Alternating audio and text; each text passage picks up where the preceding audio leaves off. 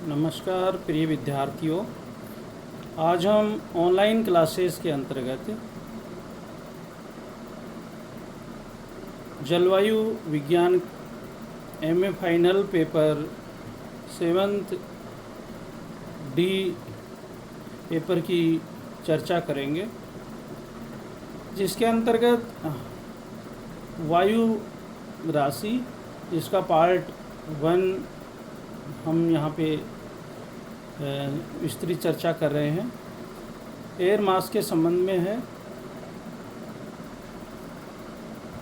वायु राशि वायुमंडल के उस विस्तृत तथा घने भाग को कहते हैं जिसमें विभिन्न ऊंचाई पर क्षितिज रूप में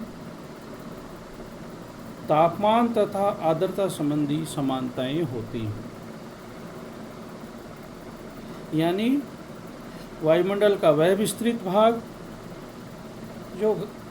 जिसमें विभिन्न ऊंचाई पर क्षितिज रूप में तापमान और आर्द्रता संबंधित समानताएं पाई जाती हैं। वायु राशियों का आविर्भाव उस समय होता है जबकि विस्तृत समतल भूभाग पर वायुमंडल संबंधित दशाएं अपेक्षित समय तक स्थिर होती हैं, ताकि वायु में धरातल की आर्द्रता तथा तापमान संबंधित विशेषताएं समाहित हो जाती हैं। एक बार उत्पन्न हो जाने के बाद वायु राशि उद्गम क्षेत्र पर स्थिर नहीं रहती हैं, वे आगे की ओर प्रवाहित हो जाती हैं। उत्पत्ति क्षेत्र के बारे में हम डियर स्टूडेंट्स बात करें तो जिन धरातलीय भागों पर वायु राशियों का उद्गम होता है उसे वायु राशियों का उत्पत्ति क्षेत्र कहा जाता है। उत्पत्ति क्षेत्र के लिए भी कुछ निश्चित दशाएं होती हैं, जैसे विस्तृत किंतु समान स्वभाव वाला क्षेत्र होना चाहिए, ताकि उस क्षेत्र में तापक्रम और आर्द्रता संबंधित समानताएं समान हो। कहने का मतलब उत्पत्ति क्षेत्र या तो स्थलीय भाग हो या पूर्णतः सागरीय भाग हो, क्योंकि स्थल जल से युक्त भागों में तापक्रम और आर्द्रता में समरूपता नहीं हो सकती। तो ये पहली दशाएं थी जिसके तहत इनकी उत्पत्ति होती है। दूसरी, यदि हम इसकी दशा की बात करें तो वायु का अभिसरण नहीं होना चाहिए। यदि वायु में क्षैतिज गति हो तो वह अपसरण प्रकार की होनी चाहिए। यदि हम तीसरी कंडीशन की बात करें तो वायुमंडलीय संबंधित दशाएं लंबे समय तक स्थिर होनी चाहिए, ताकि वायु धरातलीय विशेषताओं को आत्मसात कर सके। तो ये कुछ निश्चित दशाएं होती हैं। यदि इस प्रकार की कंडीशन पाई जाती हैं तो वहाँ पे इनकी उत्पत्ति होती है, और इस उत्पत्ति के लिए ये कंडीशन होना अति आवश्यक माना जाता है। वायु राशियों के 6 आदर्श उत्पत्ति क्षेत्र पाए जाते हैं धरातल के ऊपर। पहला जो आदर्श उत्पत्ति क्षेत्र है वह है ध्रुवीय सागरीय भाग। इसके अंतर्गत हम अटलांटिक एवं प्रशांत महासागर के उत्पत्ति क्षेत्र शीतकाल में इसको सम्मिलित करते हैं। यानी अटलांटिक महासागर और प्रशांत महासागर का जो उत्तरी भाग है और विशेषकर शीतकाल में इसकी उत्पत्ति होती है। दूसरा है ध्रुवीय तथा आर्कटिक महाद्वीपीय क्षेत्र।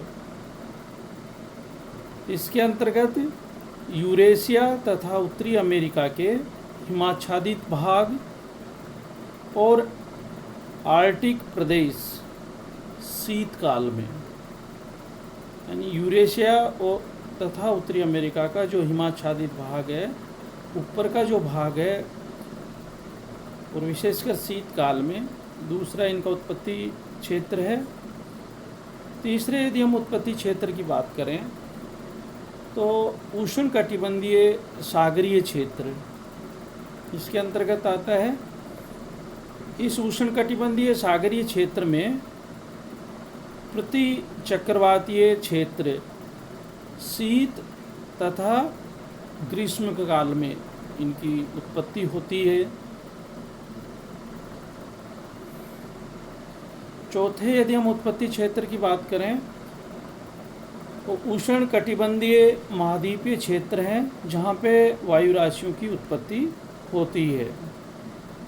इसके अंतर्गत उत्तरी अफ्रीका, एशिया तथा संयुक्त राज्य अमेरिका का मिसिसिपी घाटी क्षेत्र ग्रीष्म काल में अधिक व्यवस्थित है।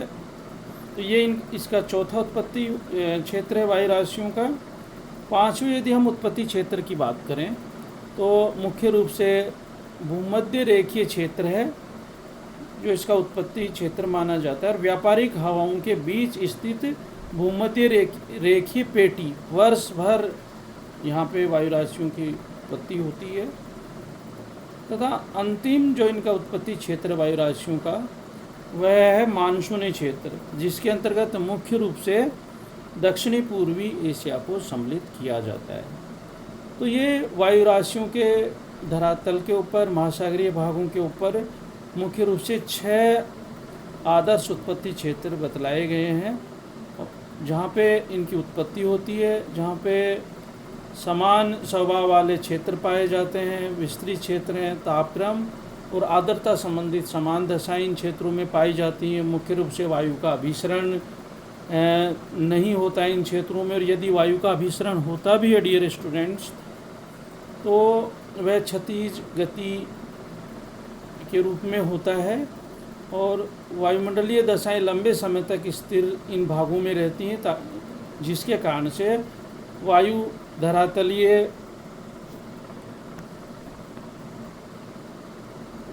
धरातलीय विशेषताओं को आत्मसात कर सकती है। तो ये 6 आदर्श उत्पत्ति क्षेत्र वायु राशियों के बतलाए गए हैं। तो वायु राशियों के पार्ट 1 में आज हमने जो विस्तृत चर्चा की उसमें एयर मास का इंट्रोडक्शन, कि वायु राशियाँ वायुमंडल के विस्तृत और घने भागों को कहते हैं जिनमें विभिन्न ऊंचाई पर क्षैतिज रूप में तापमान तथा आर्द्रता संबंधित समानताएं होती हैं। मुख्य रूप से इसकी चर्चा की गई। उनके उत्पत्ति क्षेत्र के लिए कुछ निश्चित कंडीशंस होती हैं, दशाएं होती हैं, उनके बारे में विस्तृत चर्चा की अपन ने, और वायु राशियों के 6 आदर्श उत्पत्ति क्षेत्र बतलाए गए हैं। Thank you.